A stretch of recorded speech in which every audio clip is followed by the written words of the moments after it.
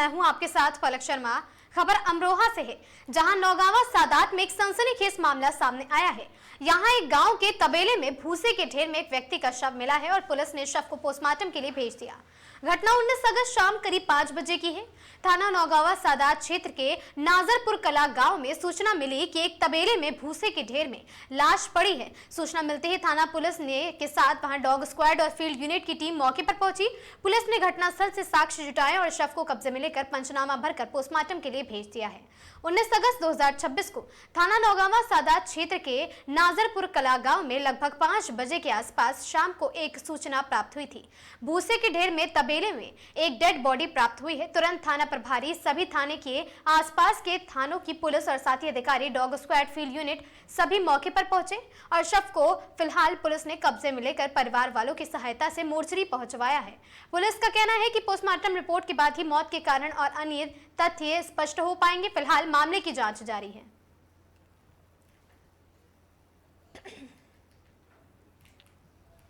छब्बीस को थाना नौगावा सादात क्षेत्र के नाजरपुरा कला गांव से लगभग 5 बजे के आसपास शाम को एक सूचना प्राप्त हुई कि एक भूसे के ढेर में तबेले में एक डेड बॉडी प्राप्त हुई है। तुरंत थाना पुलिस, सभी थाने की आसपास के थानों की पुलिस, सभी अधिकारी, डॉग स्क्वाड, फील्ड यूनिट सभी मौके पर पहुंची। मौके पर से जो साक्ष्य संकलन करना था उसको किया जा रहा है। शव को फिलहाल पुलिस ने कब्जे में लेकर परिवार वालों की सहायता से मोर्चरी पहुंचवा दिया है, जहां पर पंचायतनामा और पोस्टमार्टम की कार्रवाई की जाएगी। सभी पहलुओं पर पुलिस इसमें जांच कर रही है। शव किस प्रकार से उसकी मृत्यु हुई होगी, इसके पहलू पर किसने की होगी, कितना समय उसको हो गया है, सभी पहलुओं पर लगातार काम चल रहा है। पोस्टमार्टम के बाद चीज़ें और क्लियर हो जाएंगी, उसके बाद विधिक कार्रवाई की जाएगी। खबर चंदौली से है, जहां भूमि विवाद को लेकर बवाल हुआ है। पुलिस प्रशासन की टीम पर ग्रामीणों का हमला। अतिक्रमण हटाने पहुंची संयुक्त टीम पर वहां पर लाठी डंडों से हमला किया गया और हमले में पुलिस और वन विभाग के कई कर्मी घायल हो गए। सिर में लगी है चोटें। वन विभाग की जमीन पर अवैध धान रोपाई का आरोप है। कार्रवाई करने पहुंची थी टीम। पुलिस ने हल्का बल प्रयोग कर स्थिति को कराया है नियंत्रित। पुलिस, महिला और साथ ही आपको बता दें, पुरुष, महिला समेत कई ग्रामीण हिरासत में। सरकारी कार्य में बाधा समेत अन्य धाराओं में होगी कार्रवाई। घटना में करीब 70 से 80 लोगों के शामिल होने के बाद सभी की पहचान दर्ज कर मुकदमा दर्ज किया गया। पुलिस अधिकारी बोले, सरकारी भूमि पर अतिक्रमण के खिलाफ अभियान रहेगा जारी। विवादित भूमि में वन विभाग की जमीन के साथ वर्षों से खेती कर रहे काश्तकारों की भूमि भी शामिल है। नौगढ़ तहसील क्षेत्र के भरदुआ विशेश्वरपुर गांव का मामला। जो खेती करते आ रहे हैं उनकी भूमि भी कब्जे के प्रयास बार बार किए जा रहे थे। इस संबंध में पूर्व में भी 2-3 घटनाएं हुई थी, जिसपे वन विभाग की टीम, राजस्व की टीम एवं पुलिस टीम के द्वारा गाँव वालों से वार्ता की गई थी, उनको समझाने का प्रयास किया गया था। उसके बाद भी इन लोगों के द्वारा अवैध कब्जे के प्रयास लगातार चालू थे, जिसपे कल भी इनके द्वारा वन विभाग की भूमि पे पुनः अवैध रूप से धान रोपाई कर दी गई थी। इस संबंध में आज वन विभाग, राजस्व और पुलिस की ज्वाइंट टीम बना करके मौके पर जो भूमि है वन विभाग की, जिसपे कल कब्जा किया गया था, उसको खाली कराने के लिए यहाँ टीम आई थी। जब ये टीम ये कार्रवाई कर रही थी, उसी समय गांव वालों के द्वारा लाठी डंडों से पुलिस टीम पे और जो प्रशासनिक टीम पे इन पे हमला किया गया, जिसमें कुछ पुलिस वाले, कुछ वन विभाग के लोग घायल भी हैं, उनके सर पे चोटें लगी, सर फटा हुआ है। उसके बाद पुलिस के द्वारा भी लाठियां फटकार करके इन लोगों को भगाया गया, हल्का बल प्रयोग करके स्थिति नियंत्रण में की गई और कुछ गांव के लोग, जिनमें महिला पुरुष दोनों शामिल हैं, उनको हिरासत में लिया गया है।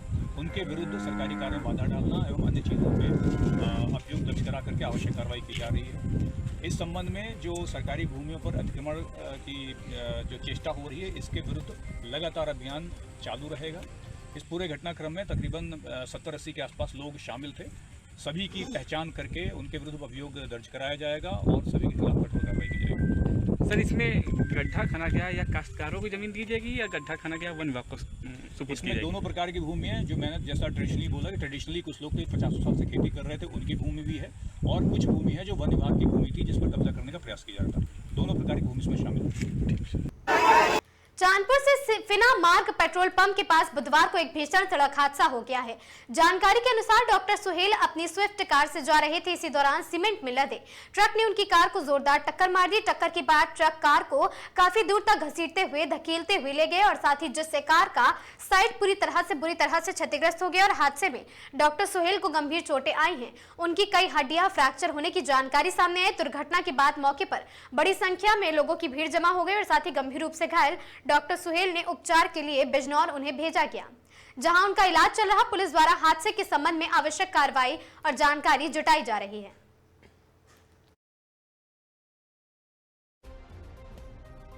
और ये रोड में से संभाले गई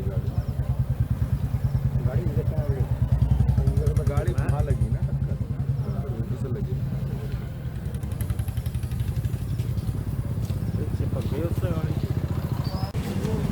कानपुर के कल्याणपुर वार्ड 35 कश्यप नगर में रेबीज से गाय की मौत, क्षेत्रीय पार्षद पर अनदेखी का आरोप। कानपुर के कल्याणपुर वार्ड 35 कश्यप नगर इलाके में कथित तौर पर रेबीज से गाय की मौत हो गई। स्थानीय लोगों का आरोप है कि मामले को लेकर क्षेत्रीय पार्षद से शिकायत की गई, लेकिन समस्या पर समय पर ध्यान नहीं दिया गया। कल्याणपुर के कश्यप नगर इलाके में ही जहां एक गाय की मौत हुई थी, लोगों में चिंता का माहौल बन गया था। लोगों का आरोप है कि इलाके में आवारा पशुओं की समस्या लंबे समय से बनी हुई है।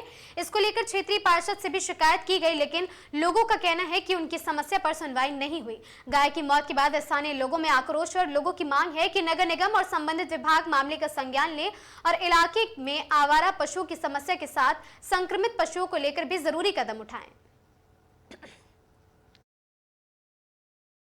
पांडे से जानकारी लेंगे, क्या जानकारी है, क्या बात है और इस तरीके से गाय क्यों नहीं उठी है। क्या नाम है भाई साहब? मेरा नाम भरत पांडे है, भारतीय गौरक्षा संघ का जिला अध्यक्ष। मुझको जानकारी मिली कल्याणपुर के कश्यप नगर में सरोज मैरिज हॉल के आगे एक गली में एक गाय है जिसको रेबीज हो गया। 2-3 दिन पहले कुत्ते ने काटा था, रेबीज फैला।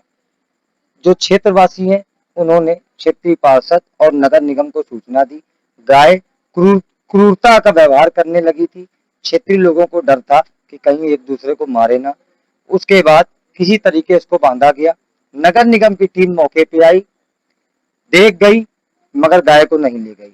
पार्षद जी मौके पे आए, देख गए, गाय का कोई हल नहीं निकला। गाय किसकी है मुझे नहीं पता।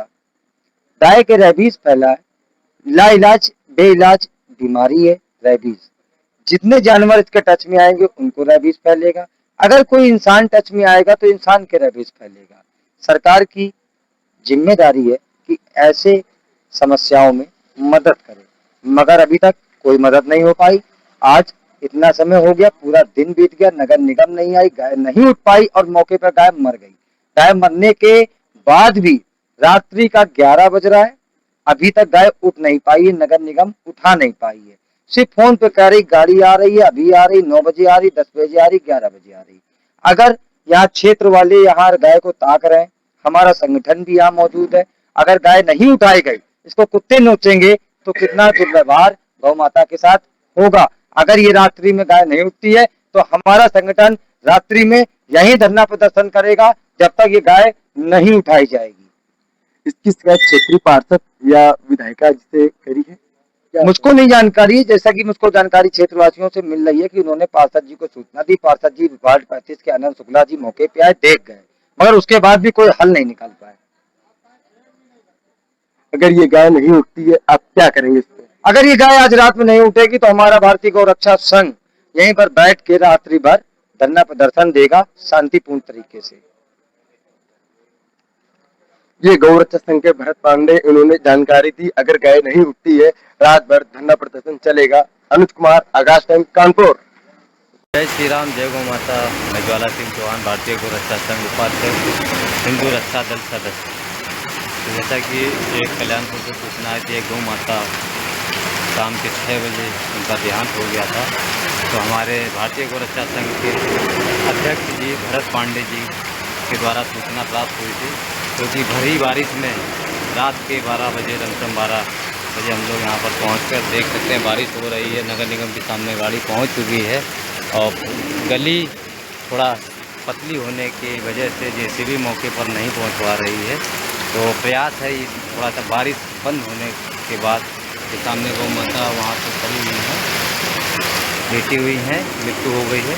तो प्रयास रहेगा, काफ़ी बड़ी भारी भरकम है और उठा के इनको लगवाने का प्रयास रहेगा। और रात के 12 बजे भारतीय गौरक्षा संघ की टीम मौके पर पहुंची है। तो हमारे अध्यक्ष जी बगल में वहाँ अभी घर के अंदर है। नगर निगम की गाड़ी जेसीबी पहुंच गई। जेसीबी अंदर गली पे नहीं घुस पा रही है, बड़ी जेसीबी होने के कारण वहाँ नहीं पहुँच पा रही है।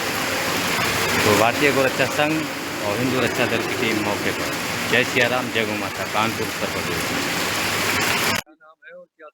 मेरा नाम भरत पांडे है। मैं भारतीय गौ रक्षा संघ का जिला अध्यक्ष हूँ। मुझको जानकारी मिली कि कल्याणपुर के कश्यप नगर में सरोज मैरिज हॉल के ठीक आगे अवध गारमेंट के ठीक सामने वाली गली के अंदर एक गाय को रेबीज की बीमारी हो गई है। मैं पहुंचता हूं, देखता हूं, वहां के लोग बताते हैं कि गाय जो है 2 दिन से रेबीज, किसी कुत्ते के काटने से रेबीज फैल गया। गाय को 2 दिन से इलाज के लिए नगर निगम को सूचना दी गई, क्षेत्रीय पार्षद को सूचना दी गई। पार्षद जी भी मौके पे आए, नगर निगम भी मौके पे आई, गाय देखने आई, गाड़ी दूर खड़ी है, उसके बाद गाय को उठाया नहीं गया। यहाँ छोटे छोटे बच्चे, अन्य जानवर हैं। रेबीज एक ऐसी बीमारी होती है, लाइलाज बीमारी है। अगर किसी इंसान को हो गई, वायरस फैल गया, तो उसका इलाज नहीं है कि वो जी पाए। उसके बाद भी नगर निगम ने कोई सतर्कता नहीं बरती, पार्षद जी ने भी कोई विशेष रोल नहीं दिखाया। गाय यहाँ तड़पती रही, मर गई। मरने के बाद, मरने के 4 से 5 घंटे बीत गए हैं। मरने वाली गाड़ी को भी फोन किया गया। नगर निगम घायल गाड़ी दूसरा ले जाती, जो गाड़ी गायब मर जाती तो उसके लिए गाड़ी दूसरी आती है, उसको भी फोन किया गया। वो गाड़ी भी कंप्लेन कंट्रोल रूम में किया गया। अभी रात का 11 पौने 11 बजने जा रहा है, अभी कोई गाड़ी नहीं आ पाई है। पूरा मोहल्ला यहाँ पर इकट्ठा है, गाय की चौकीदारी कर रहा है। अगर ये घर के अंदर चले जाते हैं और गाय को कुत्ते नोचते हैं तो गौ माता का कितनी बड़ी दुर्दशा होगी और कितना बड़ा अपमान होगा। गाय के रेबीज फैला है, अगर कोई कुत्ता उसके पास जाता है, कोई छोटा बछिया जाती है, कोई बच्चा अगर गलती से चला जाता है तो रेबीज लाइलाज बीमारी है, वो भी मर जाएगा।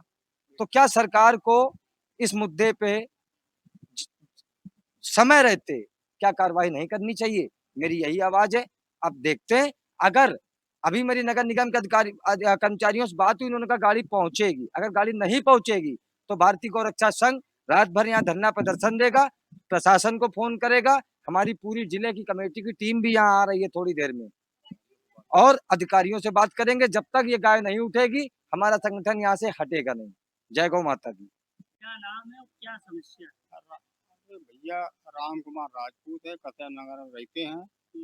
अब वो रेबीज की बीमारी थी, गैया इधर उधर भाग रही थी गैया। अब उसको पकड़ कर बंधवाया 10 लोगों से। अब वहाँ मर गई है, को उठाने नहीं आ रहा। जी शिकायत का वो भैया यहाँ के पार्षद हैं आनंद शुक्ला, वो भी नहीं सुन रहे। क्या बोले? अरे एक दफे आए देखने, पहले के 4 बजे टीम भेज देंगे, कोई नहीं आया। कल की बात। अब आज तो ये समझ लो कि आज तो फोन ही नहीं उठा रहे हैं। नगर निगम में तो कर्मचारी, एक गाड़ी आई थी तो वो गैया को देख के भाग गए, कहने लगे कि रेबीज की बीमारी है, कि इसको हम नहीं उठाएंगे। हमारे यहाँ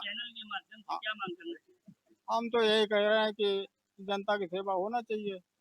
और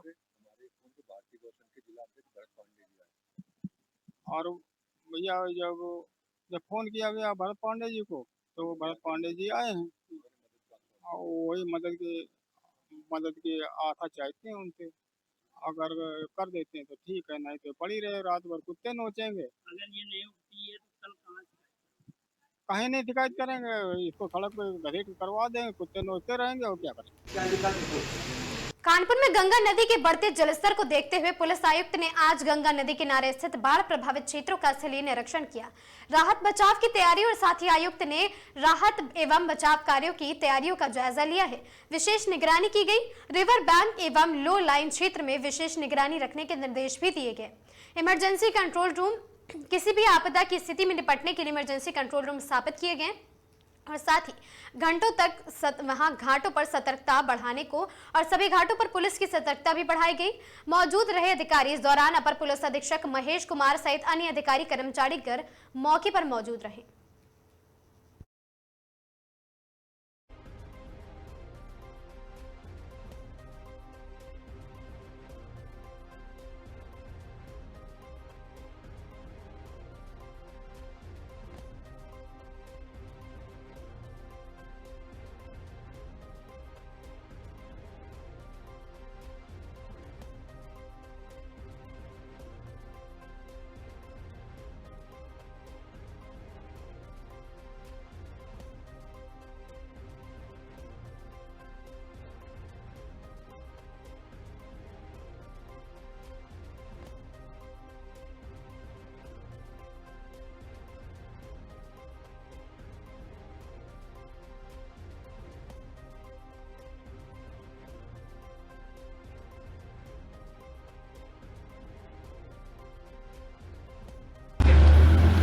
आसपास के लोग सुने, ध्यान दें।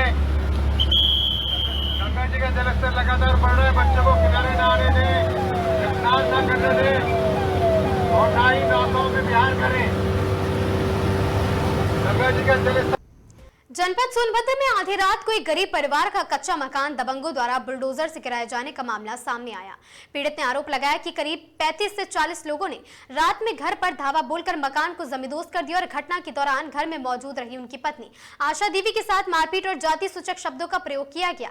पीड़ित ने पुलिस की कार्रवाई पर भी गंभीर सवाल खड़े किए। पीड़ित की गृहस्थी का सारा सामान मलबे में दफन हो गया है। मामला रॉबर्ट्सगंज का बताया जा रहा।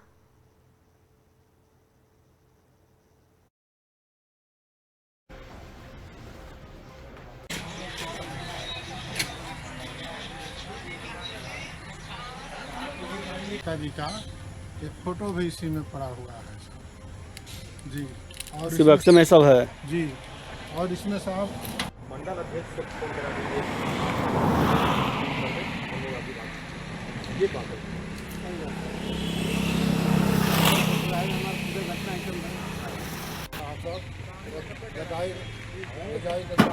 चाचा क्या नाम है आपका? मेरा नाम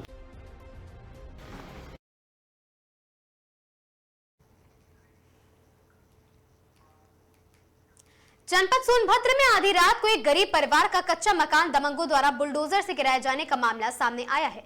पीड़ित ने आरोप लगाया कि करीब वहां पर 35 से 40 लोग रात में घर पर धावा बोलकर मकान को जमींदोज कर दिया और साथ ही घटना के दौरान घर में मौजूद इनकी पत्नी आशा देवी के साथ मारपीट की और साथ ही जाति सूचक शब्दों का भी प्रयोग किया गया।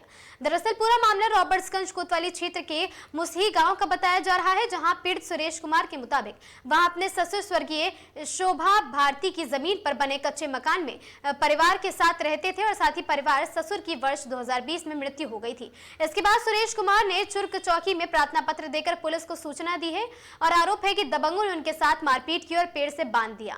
सुरेश का दावा है कि उन्होंने पुलिस अधीक्षक अभिषेक वर्मा से मिलकर पूरे मामले की जानकारी दी। उनका आरोप है कि एसपी ने चौकी प्रभारी को बुलाकर मामले का राजस्व विवाद बताकर इसे मुकदमा दर्ज करने को लेकर सवाल किया है। वहीं पड़ोसी केवल प्रसाद ने बताया कि घटना से कुछ दिन पहले सौरभ मौर्य कथित तौर पर लगातार मकान की रेकी कर रहा था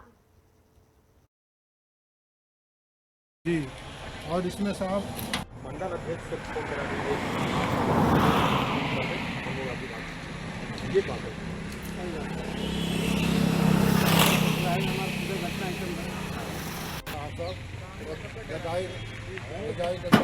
चाचा क्या नाम है आपका? मेरा नाम केवल प्रसाद है। ये कौन सी जगह है? ये ग्राम मुसही है, कोतवाली क्षेत्र में आता है रावतगंज। रावतगंज कोतवाली क्षेत्र में। ये बताइए जो बगल में जो आपके मकान गिराया गया है, ये आपके क्या लगते हैं? ये मेरे चाचा लगते हैं। अच्छा, सगे चाचा? जी हाँ। तो क्यों गिरा दिया? कौन गिरा दिया? ये सौरभ मौर्य और रामलल्ला के लड़के। क्यों गिरा दिया, क्या जानकारी है उसको लेकर? घटना से 4-6 दिन पहले भी बराबर मेरे यहाँ आते थे लोग जी। मेरे दुकान पर बैठ करके वही तमाम तरह की बातें करते थे कि इसको गिराना है, जो है कि हटाना है, मेरे पीछे की ज़मीन है जी। तब तो उस दिन जो हमें 10 बजे खाना खा के सो गए तो 11 और 12 के बीच में आवाज़ आने लगी, हड़ांग हड़ांग की आवाज़। जी हाँ, जैसे भी की। तो आवाज़ जब आने लगी तो हम पीछे सोए हुए थे, मड़ई में, पीछे मड़ई लगाए हुए हैं। पीछे गली से होकर के मैं इधर आया सामने, तो देखा कि 35-40 लड़के मुंह बांधे हुए। सौरभ मौर्य मुंह बांधा नहीं था, उसको मैं पहचानता हूँ। अच्छा जी। बाकी लोग मुंह बांधे हुए थे? और लोग मुंह बांधे हुए थे। तो कोई हथियार और लिए थे? जाति सूचक शब्द का भी प्रयोग कर रहे थे। कोई हथियार वगैरह हाथ में लिए? हाँ, हाथ में डंडा, हाथी वगैरह सब लिए हुए थे। तो लेके आए थे रात? जी हाँ। कितने लोग होंगे? लगभग 35-40 के बीच में। अच्छा, फिर क्या जैसे भी थी और मार्शल वगैरह थी, 4 व्हीलर भी थी, जैसे भी यहाँ सामने खड़ी होकर गिरा रही थी। घर में कोई रहता भी था? हाँ, चाचा की लड़की आती थी, रहती थी। तो उस दिन कोई था घर में? जी हाँ, वो सब सफाई करके थी, घर में कोई थी? हाँ। तो सामान भी था मकान में? सामान में तो सब पूरा सामान उसमें दब गया है, देख लीजिए, चौकी थाना, खाना पीना और सिलेंडर वगैरह सब कुछ उसमें है। अच्छा, इससे पहले भी कभी विवाद हुआ है? नहीं, इसके पहले विवाद नहीं हुआ था। बस वो अचानक आ गिरा दिया? हाँ, बोले कि मेरी खतौनी है पीछे की, उनका 1-1.5 बीघे का खतौनी है पीछे। मकान कब से काबिज है? ये मकान साहब जब से मैं यहाँ हूँ सन 70 से बता रहा हूँ ना। अच्छा। हाँ, सन 70 से। किस तरह की जमीन है ये? मामला पूरा है क्या? क्यों आपका मकान गिरा दिया गया? मामला सर ये है कि मेरे ससुर की मृत्यु हो गई है 2020 में। उससे पहले उन्होंने रजिस्टर वसीयत किया था अपने पुत्रियों के नाम से। उनको कोई पुत्र नहीं था। अब पुत्रियां आकर इस घर में रहती थीं और इसका देखभाल करती थीं। इसके बाद अचानक 19/7/2026 को यहाँ पर कोई सौरभ मौर्य करके हैं, एक घुआस के रहने वाले हैं, वो आए यहाँ पर। मेरी मिसेज बैठी हुई थी, उसको धमकाए कि यहाँ पर एक घर खाली कर दो। एक घर जो है कि मेरे ज़मीन में है, मेरे मामा की ज़मीन में है। इसके बाद उन्होंने मुझे फ़ोन किया, मैं घर पे था, मैं फ़ोन उठाया उनका, वो कहे कि मेरा घर खाली कर दीजिए नहीं तो मैं घर को गिरा दूंगा। हम कहे आप कैसे घर गिरा देंगे, हमारा इतने साल पुराना, और जब बन रहा था घर तो आप कहाँ थे, आपके जो भी मामा थे कहाँ थे, रुके क्यों नहीं। इसके बाद श्रीमान जी मैं आया हूँ वहाँ से मिसेज को लेकर के चौकी इंचार्ज चुर्क गया हूँ। वहाँ पर मैं लिखित एप्लीकेशन दिया हूँ कि श्रीमान जी ऐसी धमकी मिली है मुझे, मेरा घर गिराए जाने की पूरी संभावना है। चौकी इंचार्ज जी कहे कि जाइए कुछ नहीं होगा। फिर हम आए श्रीमान जी, मेरी मिसेज यहाँ पर सोई हुई थी घर में खाना पीना खा करके। 12 बजे रात के लगभग 11-12 बजे के बीच में करीब 20-25-30 लोग आए हैं 4 चक्का से और बाइक से आए हैं और हाथ में लाठी डंडा गणासा बंदूक लेकर आए हैं और यहाँ पर मेरी मिसेज को गालियाँ देने लगे हैं, चमारी साली तुम सोई हो, कमीनी नीच नहीं, तुमको इसी घर में दफन कर देंगे हम। मेरी मिसेज डर के मारे साहब निकली है और दरवाज़ा खोली है, तभी उसका बाल और हाथ पकड़ के खींच लिए हैं और खींच के उसको यहीं पर बांध दिए हैं साहब, उसका मुंह और हाथ पैर। फिर इसके बाद पूरा जेसीबी से उसी के सामने पूरे घर को ध्वस्त करा दिया गया है। पूरी आवाज़ सुन करके गांव के लोग आए हैं, बगल के लोग आए हैं, इन लोगों को भी पता चला है कि इनको भी यहाँ आने नहीं दे रहे थे लोग। इसके बाद धमकियाँ देते हुए गिराने के बाद वो चले गए तत्काल। कब का बना है मकान आपका? ये मकान सर 70 का बना हुआ है। बताइए पुलिस के पास आप गए तो क्या बोली? पुलिस के पास मेरी मिसेज 112 नंबर को फ़ोन की साहब, 112 नंबर आई, वो रिकॉर्ड किया, फ़ोटो किया, पूरा देख करके इधर कहा कि चौकी जाइए। हम चौकी रात ही में मेरी मिसेज गई है और चौकी इंचार्ज से कही है, चौकी इंचार्ज आए, देखे कहें सुबह आना। सुबह मैं गया, मैं खुद गया था वहाँ पर। एक दूसरा मामला है आपके रावटवाली का सचमुच में सही। यहाँ पे सर बीते 19 जुलाई को सर एक रात 12 बजे कुछ लोग की 35 संख्या पहुँचते हैं और एक गरीब का कच्चा मकान गिरा देते हैं सर जेसीबी से।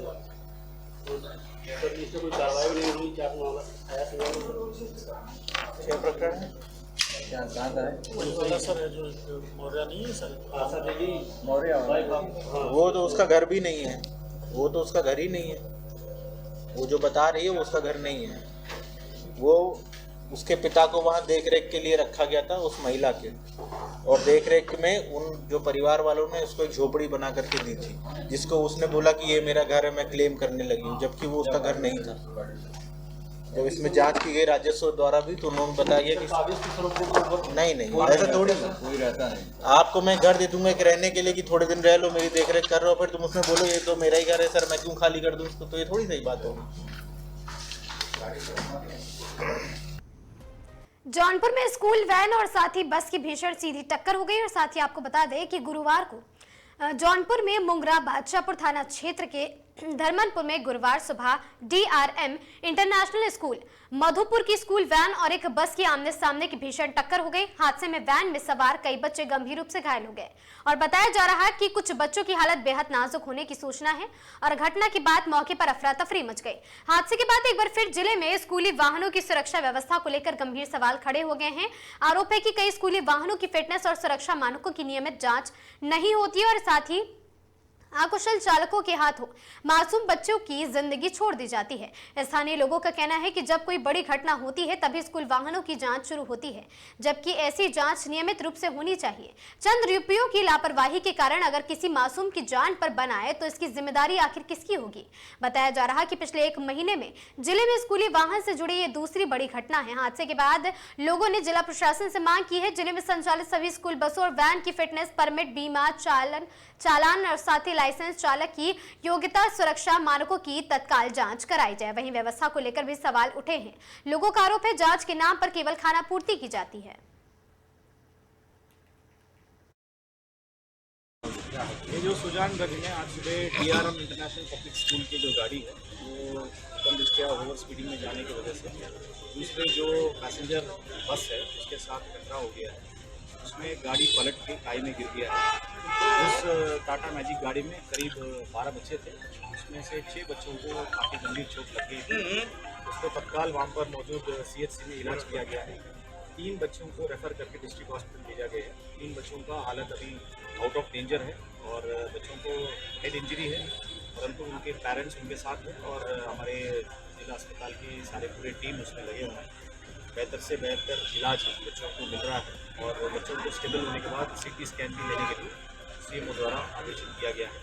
तो इस स्थिति को हम लगातार मॉनिटर कर रहे हैं और वहाँ पर मुंद्रा बादशाहपुर में भी एक बच्चे का इलाज चल रहा था, उनका हालत ठीक होने की वजह से उनका डिस्चार्ज हो गया है।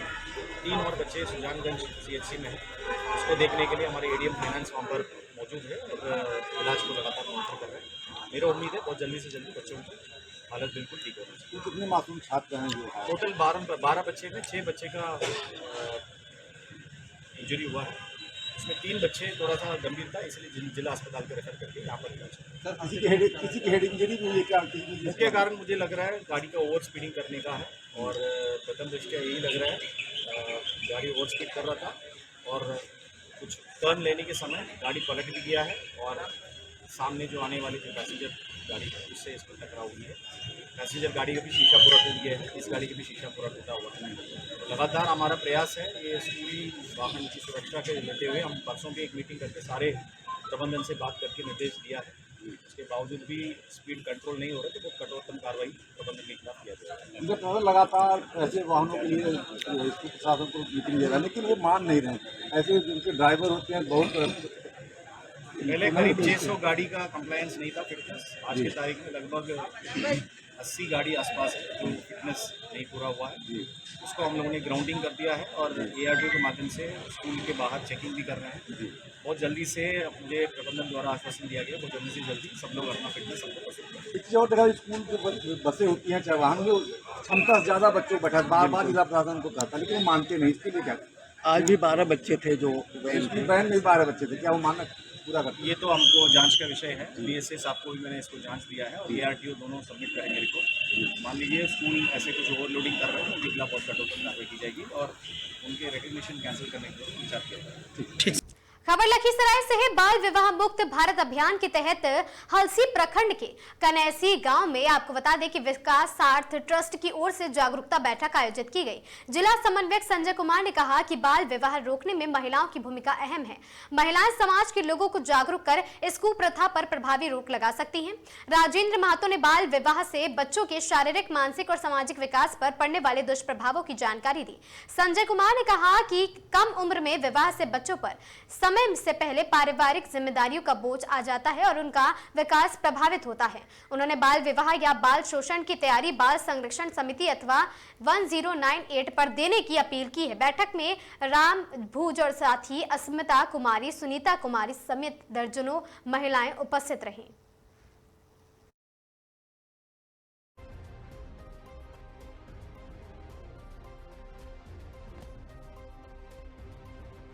शपथ लेता हूँ कि इस गांव में आज के बाद 18 वर्ष से कम लड़की का शादी और 21 वर्ष से कम लड़के का शादी ना तो होने देंगे उसमें शामिल होंगे। शपथ लेता हूँ कि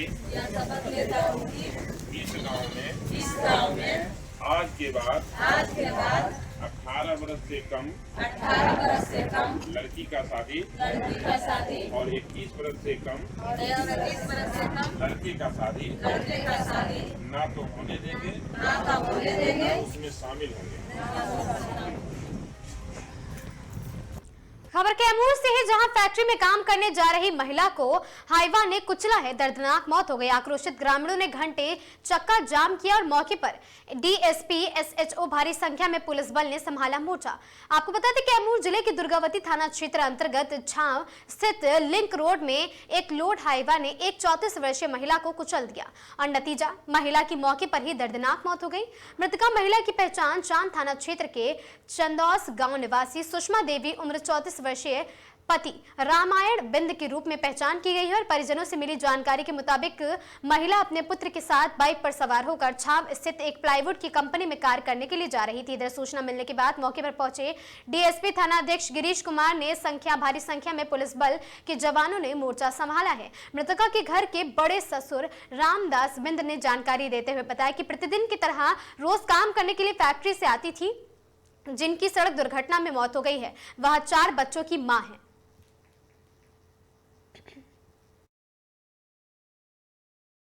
बच्चों का कैसे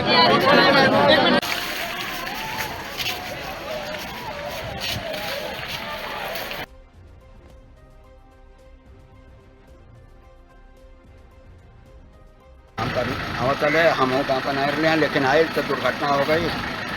तो वही उचित मांग हम लोगों का है कि उसका परिवार 4 बच्चों की मां है, बच्चे नाबालिग हैं, उसको नौकरी मिले, उसको उचित मुआवजा मिले। हाँ, जो भी उचित है उसको मिलना चाहिए। हम लोगों का यही मांग है। बाबा कितना उम्र होगा उनका?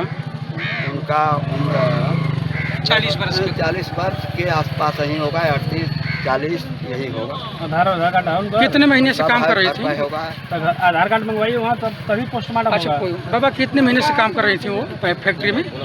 लगभग लगभग साल भर से काम कर। अच्छा काम कर रही थी। अच्छा आप क्या लगते हैं उनके? हम ससुर लगते हैं। ससुर हम उनके ससुर के भाई हैं। खास अच्छा हमारी बहू नहीं है। जी जी, माने घर के परिजन ही आप हैं? परिजन। कौन से गांव का मामला है बाबा? चंदौस का। चंदौस, चांद थाना। बाबा क्या नाम होगा आपका? रामदास। जिस औरत का यहाँ पे एक्सीडेंट हुआ है जी, छाव कंपनी है और आसपास में हमको लगता है कुराड़ी गांव है, वहीं पे ट्रक द्वारा एक्सीडेंट हो गया है। वो अपने घर से चंदोस से चलकर फैक्ट्री में प्लाईवुड की कंपनी है, यहीं पे काम करने आ रही थी और रास्ते में ओवरलोड ट्रक से एक्सीडेंट हो गया, जिसमें उसकी पूरी तरह से जो सर है वो कुचल दिया गया है। मैं यही प्रशासन से मांग करता हूँ कि जो भी उसको उचित मुआवजा हो और उस परिवार के एक सदस्य को नौकरी और कंपनी से ज़्यादा से ज़्यादा मुआवजा दिया जाए, कि इसलिए कि उसके परिवार का भरण पोषण करने वाली एक ही व्यक्ति थी। इसके पति का हालत जो है विक्षिप्त, वह हालत पे अपने नहीं रहता है, उसका दिमागी हालत ठीक नहीं है। इसलिए मैं यही मांग करता हूं कंपनी से कि कंपनी उचित मुआवजा देकर और परिवार के एक सदस्य को नौकरी देकर उसके परिवार का भरण पोषण करे। जानकारी है सर किस कंपनी में काम कर रही थी महिला? हाँ, यहीं पे प्लाईवुड का कंपनी है। हाँ, क्या नाम है कंपनी का अभी ये पता नहीं है, प्लाईवुड की कंपनी है यहाँ। अभी सर डीएसपी सर आए थे, क्या कुछ आश्वासन मिला? हाँ, डीएसपी द्वारा आश्वासन दिया गया है कि जो भी भरपूर कोशिश होगा हम करेंगे और उचित मुआवजा देने का काम हम करेंगे। भरपूर कोशिश करते हुए हम जब भी जरूरत पड़ेगा हम वहाँ आने के लिए तैयार हैं। सर क्या नाम होगा आपका? हमारा नाम बबलू सिंह है। और सर आप क्या हैं? हम मुखिया पंचायत कुड्डी के प्रतिनिधि हैं, चांद प्रखंड। हाँ, भ्रष्टाचार व अपराध नियंत्रण समिति के संयुक्त। खबर बिहार के कैमूर से है, जहां यूपी बिहार बॉर्डर पर नौबतपुर के पास बुधवार की शाम भीषण सड़क हादसा हुआ। हादसे में बाइक सवार एक युवक की मौत हो गई है, जबकि दूसरा गंभीर रूप से घायल बताया जा रहा। घटना के बाद मौके पर अफरा तफरी मच गई। आपको बता दें कि बाइक पर कैमूर बिहार का रजिस्ट्रेशन नंबर दर्ज है। फिलहाल मृतक की पहचान नहीं हो पाई। घायल युवक की हालत गंभीर बताई जा रही। घटना की सूचना मिलते ही पुलिस मौके पर पहुंची और जांच शुरू कर दी गई है और साथ ही हादसा किस वाहन से हुआ, दुर्घटना के कारण क्या रहे, इसकी जानकारी फिलहाल स्पष्ट रूप से नहीं सामने आई।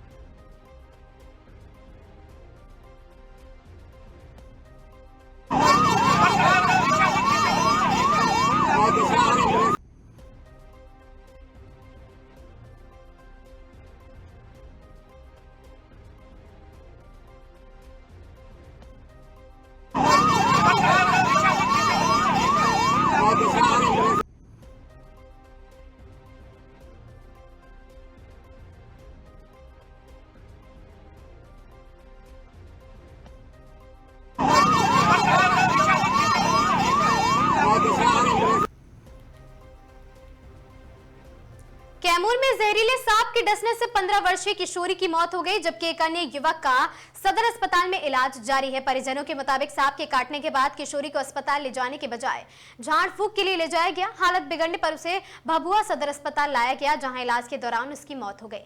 मामला चैनपुर थाना क्षेत्र की घाटी गांव का है और साथ ही मृतक की पहचान राम अंजोर राम की 15 वर्षीय पुत्री सुमन कुमारी के रूप में हुई है। परिजनों के अनुसार बुधवार तड़के करीब 3 बजे सुमन बेड पर सो रही थी। इसी दौरान जहरीले सांप ने उसे डस लिया। परिजन उसे तत्काल अस्पताल लेके जाने के बजाय झाड़ फूक के लिए भराली ले गए हैं और सदर अस्पताल में चिकित्सकों की निगरानी में किशोरी का इलाज शुरू किया गया, लेकिन इलाज के दौरान उसकी मौत हो गई। मौत की खबर मिलने के बाद परिवार में चीख पुकार मच गई और परिजनों ने बताया सुमन गांव के ही स्कूल में कक्षा 6 में पढ़ती थी। वहां 2 भाइयों और 2 बहनों में सबसे छोटी थी।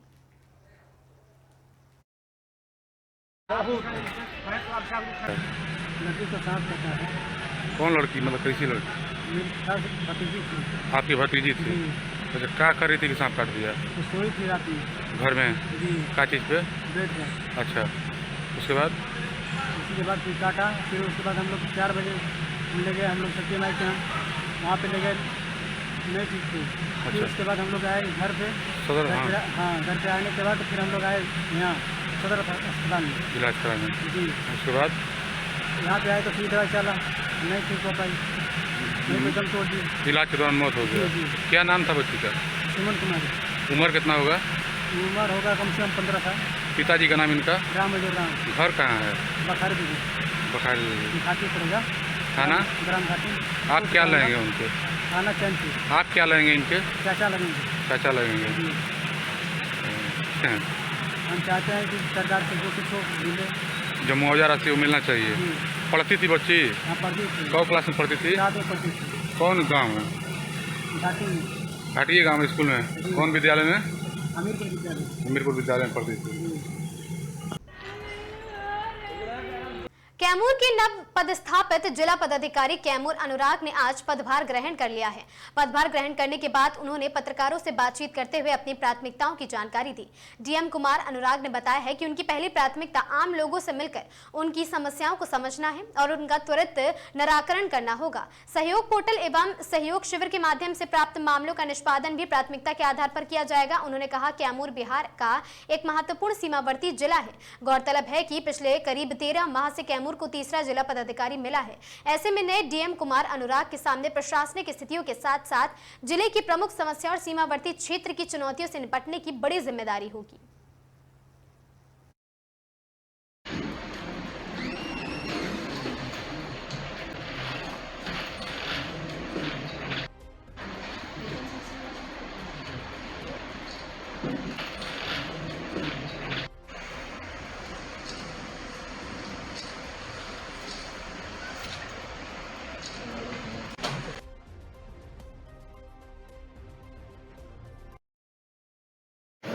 मेरा सौभाग्य है कि मैं कैमूर की पान धरती पर मेरा प्रतिस्थापन हुआ है, तो मेरी प्राथमिकता यही रहेगी। कैमूर एक बहुत ही हिस्टोरिक डिस्ट्रिक्ट भी है और एक बहुत ही पॉपुलर टूरिस्ट स्पॉट भी है बिहार का।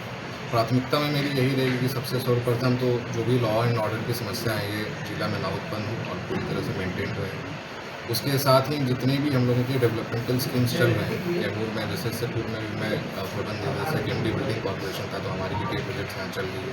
इस तरह अन्य कई डिपार्टमेंट्स के स्कीम्स डेवलपमेंट वाले यहाँ चल रहे हैं, वो टाइम बाउंड मैनर में गुणवत्तापूर्वक संपन्न हो, इसका रिव्यू हम लोगों का टॉप प्रायोरिटी रहेगा। इसके साथ ही जितनी भी वेलफेयर स्कीम्स हैं हम लोगों के, जितनी भी सरकारी योजनाएं हैं जो लाभुकों तक पहुँचनी है, उसमें हर तरह के जो भी लूप होल्स हों, लीकेजेस हो या अन्य जो भी समस्याएं लोगों के द्वारा फेस किया जा रहा है उसको रिजॉल्व करके, ताकि सभी लोगों तक जो स्कीम्स गवर्नमेंट के द्वारा डिज़ाइन की गई है वो 100% पहुँचे, वो हम लोगों की प्राथमिकता रहेगी। साथ में ही हम लोगों का रहेगा कि जो हम लोगों का ये शहर है अर्बनाइज हो, प्राइवेट पार्टिसिपेशन ज़्यादा हो, इन सभी चीज़ों को लेकर के हम लोग आगे काम करेंगे। और अभी फ़िलहाल कुछ दिनों में सभी लोगों से मिलूँगा, समस्याओं द्वारा जो हम लोगों के समाधान और जनता के दरबार भी होते हैं डिस्ट्रिक्ट में, कई तरह सहयोग पोर्टल है, सहयोग कैंप्स लग रहे हैं, उनके माध्यम से जितने भी चीज़ें और सजेशंस कंप्लेंट्स आएंगे, इन सबको प्राथमिकता के रूप में एक सूची तैयार की जाएगी कि शहर की एक्चुअली डिमांड्स क्या क्या हैं। उसमें हम लोग कोशिश करेंगे कि जो टॉप प्रायोरिटी के चीज़ें हैं जो हम लोग कर सकते हैं शहर को और बेहतर करने के लिए, वो भी सर 2-3 समस्याएं हैं, जैसे कि खबर राजस्थान के भरतपुर से है, जहां राज्य निर्वाचन आयोग द्वारा प्रदेश में नगर निकायों क्षेत्रों में आदर्श आचार संहिता लागू हो गई है और जिले में प्रथम चरण में 9 सितंबर को नगर निगम भरतपुर और साथ ही नगर पालिका भुसावर एवं रूपवास का मतदान होगा। द्वितीय चरण में 11 सितंबर को नगर पालिका वैर और साथ ही बयाना, उज्जैन एवं नदबई में मतदान संपन्न होगा। आचार संहिता लगते ही नगर निगम एक्शन मोड में आ गया और साथ ही सार्वजनिक जगहों पर लगे सरकारी बैनर, पोस्टर, होर्डिंग को हटाने का अभियान शुरू कर दिया गया। जिले में नगर निकायों के कुल वार्ड 237 हैं और साथ ही जिनके लिए 373 मतदान केंद्र बनाए गए हैं, जिनमें 3,13,433 मतदान अपने मताधिकार का मतदाता प्रयोग करेंगे। नामांकन पत्रों की समीक्षा 1 सितंबर को होगी और साथ ही अभ्यर्थिता वापस लेने की अंतिम तिथि गुरुवार 3 सितंबर को दोपहर 3 बजे तक रहेगी।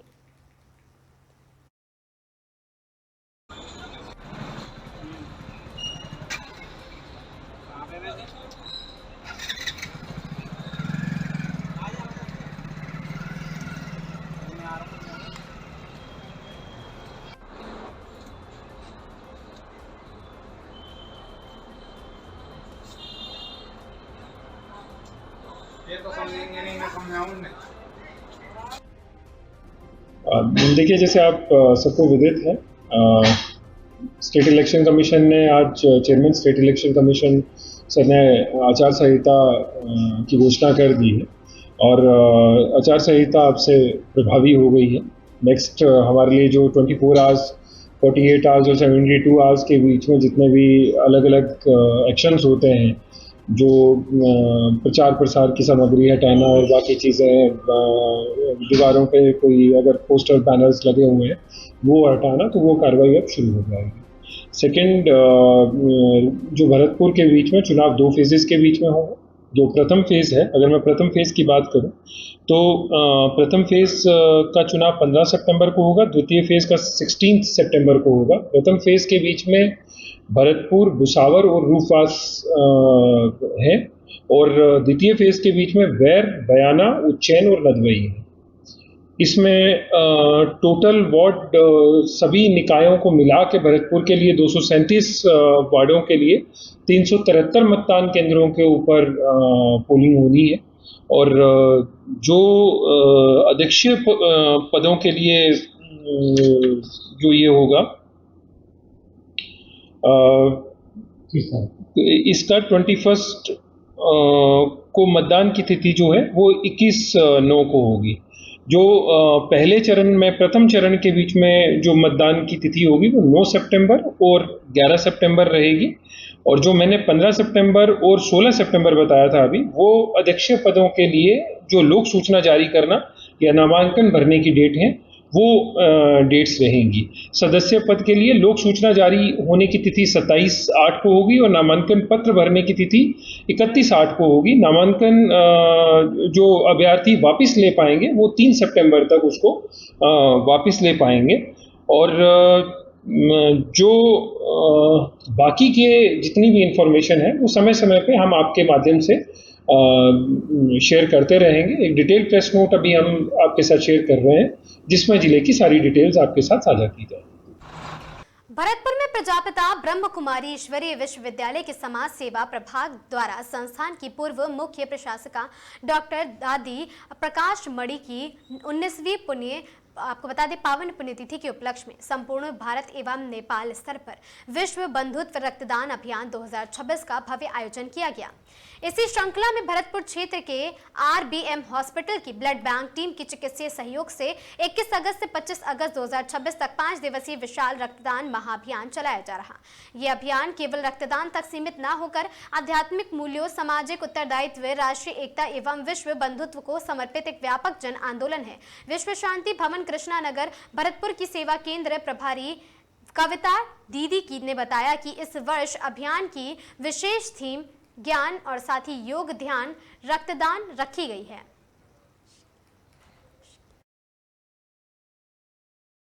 देखिए प्रवीणा बहन अभी अभी भैया गुस्सा है और उसने चुन्नी मुंह में डाली है। तू जरा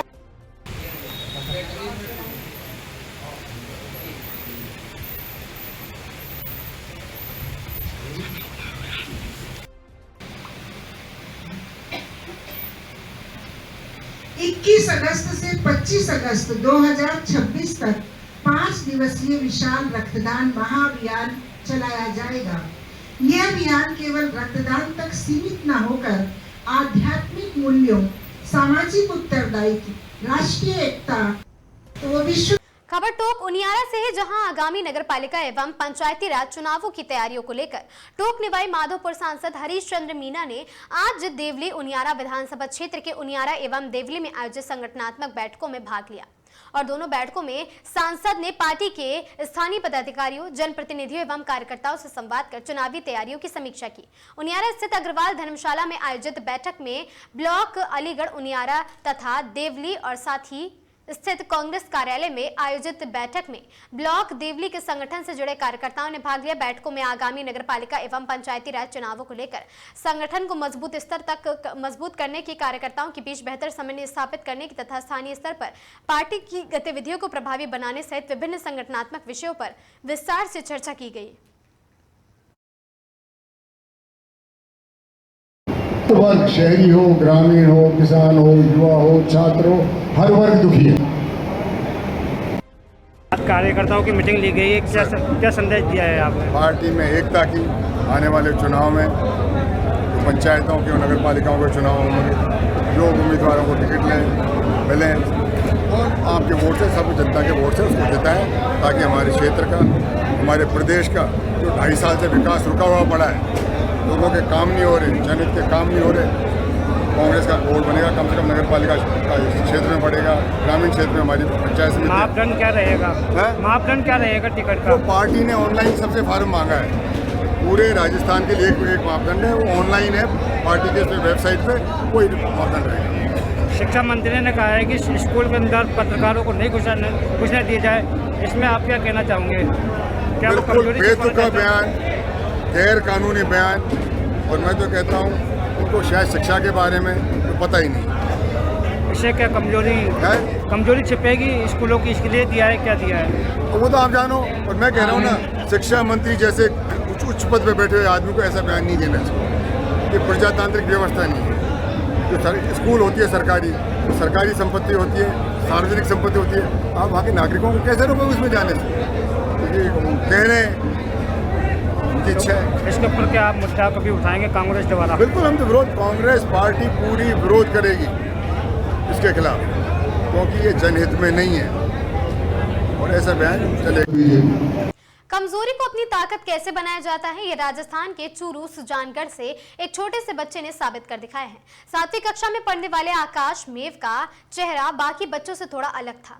लोग उन्हें जेम्स कैमरून की फिल्म अवतार के कैरेक्टर जैसा समझकर एलियन कहकर चिढ़ाते थे, लेकिन इस बच्चे ने हार मानने के बजाय उसी नाम को अपनी पहचान बना लिया। उसने एलियन स्टार नाम से सोशल मीडिया अकाउंट बनाया और अपनी कॉमिक टाइमिंग से लोगों के दिलों में जगह बना ली है और साथ ही देखते ही देखते इसके लाखों फॉलोअर्स हो गए। हाल ही में 15 अगस्त वाला इसका वीडियो बहुत ज्यादा वायरल हो गया है और साथ ही स्वतंत्रता दिवस वाले उसके एक वीडियो को इंस्टाग्राम पे 171 मिलियन यानी 17 करोड़ से अधिक बार देखा जा चुका है।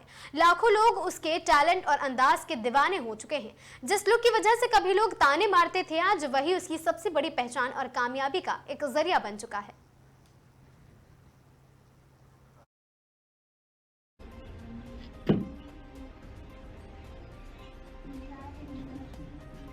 पेंटिंग में, पढ़ाई में क्या मेन रुचि क्या में पढ़ी? कॉमेडी। अरे वाह, बात सुन नहीं के कौन सी क्लास में पढ़ा? 7वीं में पढ़ेंगे। और काय रुचि है थारी? खेल कूद में एकदम स्टाइल के बड़ा नहीं आता, नहीं स्टाइल है, स्टाइल दिखा। मुझे डायलॉग बोले था, एक डायलॉग बोल। कुछ लोग बोलते थे तू कुछ नहीं कर पाएगा, आज नहीं बोलते थे। तो बोल कर बताना चाहिए क्या है? रोज रोज दाल बना के रख दे तो मैं नहीं खाऊंगा। कभी मटर पनीर भी बना लिया करो, थोड़ी सी दाल और डालना। हटाऊं शुरू करियो कॉमेडियन को जी काई आइडियो लाग्यो, काई देकर आइडियो लाग्यो। वो डायलॉग मारे कुछ लोग बोलते थे तू कुछ नहीं कर पाएगा, आज वही बोलते तो बोलता कि जाएगा चालूंगी। अच्छा कौन से आप? मेरा नाम है मोती, मैं छोटे से गांव तारिया से बिलोंग करता हूँ। कौन सी कक्षा में आप पढ़ते हैं? 7 क्लास में पढ़ता हूँ। ये जो वीडियो बनाने का काम है वो आपने कब से स्टार्ट किया? लगभग 1 साल हो गई। मेरा भाई बनाता था पहले, फिर मेरे चालू कर दिया मेरा वीडियो। फिर मेरा एक डायलॉग फेमस हुआ था, कुछ लोग बोलते थे तू कुछ नहीं कर पाएगा, आज वही बोलते थे तू बहुत आगे जाएगा, चालूंगी। अब जब 15 अगस्त पर किस प्रकार की रील आपने बनाई थी? ऐसे ही रील थी, गुरुजी ने बोला जो कल अच्छे कपड़े पहन के आएगा उसको 2 लड्डू मिलेंगे। मैं शादी वाले कपड़े पहन के आ गया। तो अब 17 करोड़ से ज़्यादा लोग वो देख चुके हैं उस रील को, तो कैसा अपने आप को महसूस करते हैं और क्या मैसेज देंगे सपोर्टर्स को? अच्छा फील होता है मेरे को। 17 करोड़ से ज़्यादा लोगों ने मेरी रील देखी है। आगे ऐसे देखते रहना, आगे ऐसे देखते रहना। क्या बनना चाहते हैं आप आगे जाके और क्या करना चाहते हैं? पढ़ना भी चाहता हूँ, कॉमेडियन भी बनना चाहता हूँ, फिल्मों में काम भी करना चाहता हूँ। आपके जो सपोर्टर्स हैं उनको कोई मैसेज देना चाहेंगे आप? ऐसे ही प्यार सपोर्ट बनाए रखें। क्या है, रोज रोज दाल बना के रख दे तो मैं नहीं खाऊंगा, कभी मटर पनीर भी बना लिया करो, थोड़ी सी दाल और डालना। इन खबरों में आज के लिए बस इतना ही। ऐसी खबरों से लगातार जुड़े रहने के लिए बने रहे हमारे साथ और देखते रहें आगाज टाइम्स।